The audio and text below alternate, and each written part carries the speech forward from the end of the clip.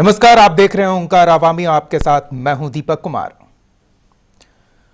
रुक करते हैं खबरों का और सबसे पहले बात करते हैं झारखंड से इस वक्त की सबसे बड़ी खबर की। जी हां, झारखंड में मंत्रिमंडल विस्तार तो हो चुका था, लेकिन मंत्रियों को उनके विभाग का आवंटन करने को लेकर एक कयास का दौर चला और इस दौरान काफी कुछ मजेदार भी हुआ, जिसके बारे में अगर हम आपको बताएंगे तो आप सोचकर वाकई आश्चर्यचकित रहेंगे कि एक चिट्ठी की वजह से जो कैबिनेट मंत्री पद की शपथ ले चुके हैं वो भी संदेहास्पद स्थिति में आ जाते हैं और फोन करके अपने इच्छुकों से इस चिट्ठी से संबंधित जानकारी लेने के लिए बेताब नजर आते हैं। इसके बारे में हम आपको बताएंगे, लेकिन पहले एक रिपोर्ट आपको दिखाते हैं। वैसे तो 12 सदस्यों वाले कैबिनेट की जगह झारखंड में निर्धारित है, लेकिन एक सीट खाली है। इस सीट पर किसे मौका मिलेगा, इसको लेकर चर्चा का बाजार गर्म है। तो इस पर यह रिपोर्ट देखिए और फिर हम बात करेंगे कि आखिर किन सदस्यों को कौन सा विभाग आवंटित कर दिया गया है। देखिए ये रिपोर्ट। राजभवन के बिरसा मंडप में हेमंत सरकार के 7 मंत्रियों ने शपथ ली, जिसमें जेएमएम के 5 और कांग्रेस के 2 मंत्रियों ने शपथ ली, लेकिन 12वें मंत्री का पद अब भी खाली है। वहीं कांग्रेस नेता कह रहे हैं कि उनके कोटे का 12वां मंत्री भी जल्द शपथ लेगा। फंसी हुई है, एक रखा गया है, उस पर विचार करके सब जातीय और क्षेत्रीय संतुलन बना करके लिया जाएगा।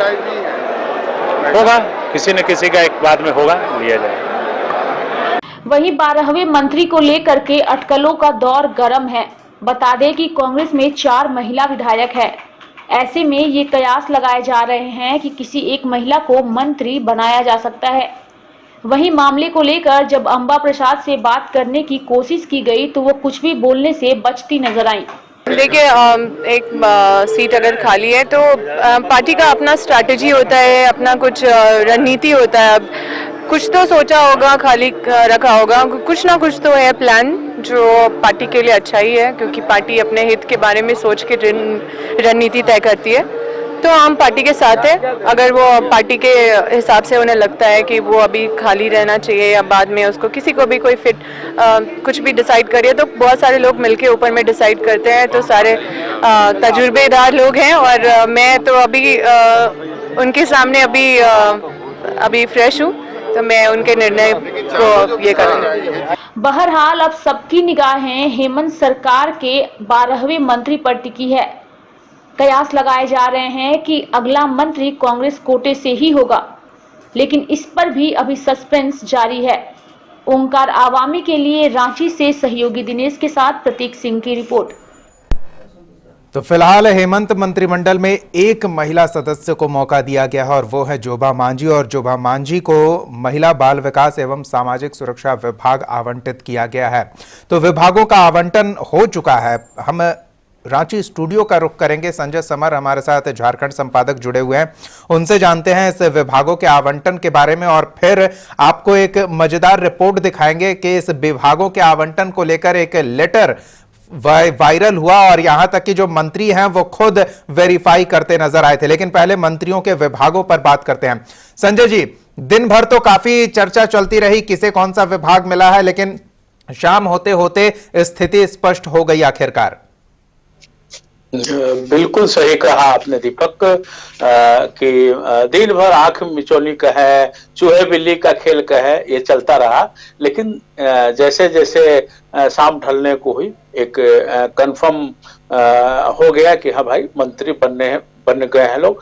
आलमगीर आलम कांग्रेस कोटे के हैं, जो पाकुड़ विधानसभा के जनप्रतिनिधि हैं। उनको संसदीय कार्य मंत्री और ग्रामीण विकास दिया गया है। कांग्रेस कोटा के ही रिटायर्ड आईपीएस है, जो कांग्रेस के प्रदेश अध्यक्ष है जी, उनके जिम्मे बीत का जिम्मा दिया गया। भोक्ता जो राष्ट्रीय जनता दल के एकमात्र जीते हुए विधायक हैं, उनको श्रम नियोजन प्रशिक्षण विभाग दिया गया है। चंपई सोरेन जो हेमंत सोरेन के रिश्तेदार भी होते हैं, उनको अनुसूचित जनजाति एवं परिवहन दिया गया है। हाजी हुसैन अंसारी जो है अल्पसंख्यक आयोग मंत्रालय के निबंधन विभाग दिया गया है। वहीं पर जगन्नाथ महतो के स्कूली शिक्षा, जोबा मांझी को महिला और हेमंत सोरेन बाकी सब विभाग को रखे हुए हैं। दीपक, बिल्कुल। बन्ना गुप्ता छूट गए, उनके बारे में भी हम दर्शकों को बता दें। स्वास्थ्य, चिकित्सा, शिक्षा, परिवार कल्याण और आपदा प्रबंधन बादल पत्रलेख है उन्हें कृषि, पशुपालन और सहकारिता विभाग, और इसके अलावा मिथिलेश ठाकुर पेयजल एवं स्वच्छता विभाग। तो ये संपूर्ण आवंटन कर दिया गया है सभी मंत्रियों को विभागों का। और बड़ी बात यह है कि इसमें से जो नए सदस्य हैं उन्हें भी महत्वपूर्ण जिम्मेदारी सौंपी गई है। हेमंत सोरेन ने ऐसे में क्या विचार किया होगा मंत्रियों को विभागों का आवंटन करते हुए, क्योंकि अमूमन सामाजिक समीकरण साधना होता है, जातीय समीकरण साधना होता है, और झारखंड में तो बाहरी, भीतरी, आदिवासी और अन्य तमाम तरह के समीकरण हावी हो जाते हैं इस तरह के मौकों पर। तो संजय जी, क्या लगता है, कोई समीकरण साधा गया है या फिर युवा जोश की जरूरत थी हेमंत सोरेन को महत्वपूर्ण विभागों में, तो उन क्षेत्रों में ऊर्जावान लोगों को जिम्मेदारी सौंपी गई है, या फिर वाकई में समीकरण साधने की कोशिश? देखिए दीपक, बता दें कि हेमंत सोरेन ने मंत्रिमंडल का जो गठन किया है उसमें सबसे ज्यादा संथाल से मंत्री लिए गए। इनको लेकर के विरोध भी हो गया है, क्योंकि कोल्हान में हो और मुंडा को उपेक्षित किया गया है। हो और मुंडा एक जनजाति है जो काफी लड़ाकू प्रवृत्ति का माना जाता है, और इसके कई विधायक भी हैं, लेकिन उनको तरजीह न देकर के आयातित उम्मीदवार जोबा मांझी को तरजीह दी गई है, बन्ना गुप्ता को तरजीह दिया गया है, कोल्हान से 2 मंत्री को ही बनाया गया है। इधर अगर हम देखें तो स्टीफन मरांडी को रोक करके रख दिया गया है, जिसके चलते भीतर थोड़ा सा बवाल की भी स्थिति है। लोग रोष में भी है, खुल करके सामने नहीं आ रहे हैं। लेकिन हेमंत सोशल इंजीनियरिंग के तहत अपना ये मंत्रालय का गठन किए हैं। इसमें ज्यादातर जिन लोगों को भी लिया है, चाहे वो कांग्रेस के हो, राजद के हो, वो सोशल इंजीनियरिंग के तहत ही लिया है। जनरल की बात करें तो जनरल को लुभाने के लिए उन्होंने मिथिलेश ठाकुर को रख लिया है, चंपई सोरेन को रखे हुए, महिलाओं को लुभाने के लिए जोबा मांझी को रखे हुए, इसी तरह से ब्राह्मणों को लुभाने के लिए बादल पत्रलेख को भी इन्होंने रखा है। तो ये मिला जुला करके एक सोशल इंजीनियरिंग का काम हेमंत सोरेन ने किया है। जिम्मेवारी ये बंट गई है। अब देखना यह है कि ये लोग कितना जल्दी बजट बना ले रहे हैं, क्योंकि सबसे बड़ी चिंता की बात है राज्य की बजट के लिए हमारे पास समय बहुत ही कम है। अब अधिकारी मिलेंगे, मनचाहा ये लोग सेक्रेटरी मांगेंगे, इसी बीच यहाँ के चीफ सेक्रेटरी भी रिटायर होने वाले हैं। ये सब मिला जुला करके अभी हेमंत के सामने काफी चुनौतियां हैं। लगातार उनको चुनौतियां मिल भी रही हैं, चाहे सड़क हो, चाहे विधानसभा। खजाना खाली है। लगातार मुख्यमंत्री रघुवर दास को हराने वाले सरजू राय इस बात को बोल रहे हैं कि खजाना खाली है, उस पर श्वेत पत्र जारी होना चाहिए। अब देखना यह है कि श्वेत पत्र जारी करते हैं या किस तरह से सरकार चला रहे हैं। कि जनता को काफी उम्मीद है इस महागठबंधन से। चारों तरफ से लोगों को उम्मीद है कि ये युवा मुख्यमंत्री हैं और राज्य के विकास के लिए कुछ करेंगे, क्योंकि इनके पिताजी जो झामुमो सुप्रीमो है, उन्होंने झारखंड अलग राज्य की लड़ाई लड़ी है। लड़ाई लड़ने से पहले यहाँ के लोगों को एक सपना दिखलाया है। उस सपने को सच्चाई के कठोर धरातल पर हेमंत कैसे उतार रहे हैं, इसके लिए एक चुनौती है। बिल्कुल, ये देखना दिलचस्प होगा कि बजट को लेकर कैसी तैयारी होती है और फिर बजट लोगों की उम्मीदों पर कितना खरा उतरता है। लेकिन वो तो बात की बात है। संजय जी, आप हमारे साथ बने रहिए। हम अपने दर्शकों को बताएं कि मंत्रिमंडल को लेकर तस्वीर अब स्पष्ट हो चुकी है, किस व्यक्ति को कौन सा विभाग आवंटित किया गया है, लेकिन इसको लेकर दिन भर एक अफरा तफरी का दौर चलता रहा और इसकी वजह है सोशल मीडिया के शरारती तत्व। एक लेटर वायरल हुआ जिसमें राज्यपाल द्वारा वो लेटर जारी किया गया था, ऐसा दिख रहा था, और उस लेटर पर हस्ताक्षर भी थे। और जो मंत्रिमंडल का विस्तार हुआ है, जो मंत्री हैं हेमंत कैबिनेट में, उसमें किस मंत्री को कौन सा विभाग आवंटित किया गया है, इसके बारे में वो चिट्ठी थी। लेकिन काफी अफरा तफरी का माहौल बन गया। बाद में स्थिति स्पष्ट हुई कि किसी शरारती तत्व का कारनामा है ये, जो सोशल मीडिया पर इस लेटर को वायरल करके एक उहापोह की स्थिति बनाने की कोशिश कर रहा था। देखिए ये रिपोर्ट। झारखंड सरकार के सभी मंत्रियों के शपथ लेने के बाद उनके विभागों के बंटवारे को लेकर अब भी संशय बरकरार है, और इन सब के बीच राजभवन से द्रौपदी मुर्मू के हस्ताक्षर का एक पत्र तेजी से वायरल हो रहा है। जिसके तहत सभी मंत्रियों के विभागों का बंटवारा हो गया है। लेकिन इस लेटर में कितनी सच्चाई है ये हम आपको बताएंगे। इस वक्त हमारे टीवी स्क्रीन पर दो पत्र आप देख सकते हैं।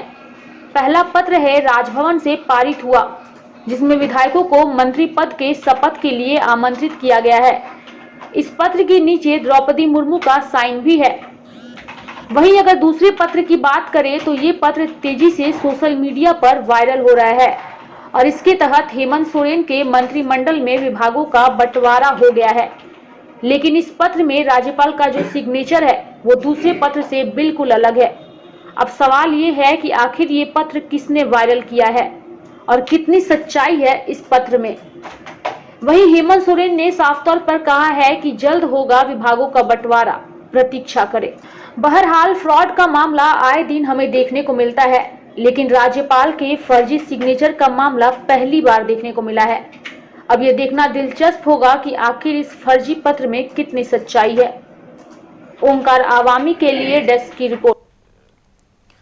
तो हालांकि आप ध्यान से इस पत्र को देखें तो आप समझ जाएंगे कि ये पत्र फर्जी है। असली में इस तरह का लेटर राज्यपाल के नाम से नहीं जारी होता, बाकायदे उनके हस्ताक्षर होते हैं। लेकिन ऐसी खबर अगर बाहर आती है तो वो जंगल के आग की तरह फैलती है और उस खबर की पुष्टि को लेकर लोग तब सजग होते हैं जब कोई उसमें खामी निकालता है। और ऐसा ही कुछ इस पत्र को लेकर भी हुआ। रांची स्टूडियो का रुख करेंगे संजय जी। दिन भर अफरा तफरी मची रही कि मंत्रिमंडल आवंटन को लेकर इस लेटर की वजह से। दीपक, अपने चारों तरफ अफरा तफरी का रहा माहौल, कोई पुष्टि करने के लिए तैयार नहीं। बीच में आईपीआरडी से एक सूचना जारी हो गई कि मंत्रिमंडल विस्तार होने की सूचना दी जाएगी। मंत्री लोग को भी पता नहीं चल पा रहा था कि क्या सच में मंत्री मैं बन गया हूं, लेकिन क्या मुझे यही विभाग मिला है, ऐसा कर करके। और मैं बता दूं कि द्रौपदी मुर्मू जब भी हस्ताक्षर करती हैं हिंदी में करती हैं, जो कल का पत्र उनके पास था। जी जी,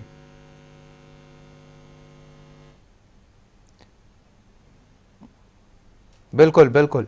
कल का पत्र और ये जो आज विभागों के आवंटन वाला पत्र है, दोनों में स्पष्ट अंतर दर्शक भी देख सकते हैं, क्योंकि मंत्रिमंडल विस्तार की जो चिट्ठी आई थी उसमें द्रौपदी नाम से हस्ताक्षर किया गया था। संजय जी, ये अंतर तो स्पष्ट है, लेकिन शायद हड़बड़ी में ज्यादा लोगों ने ध्यान नहीं दिया होगा और इसे वायरल कर दिया।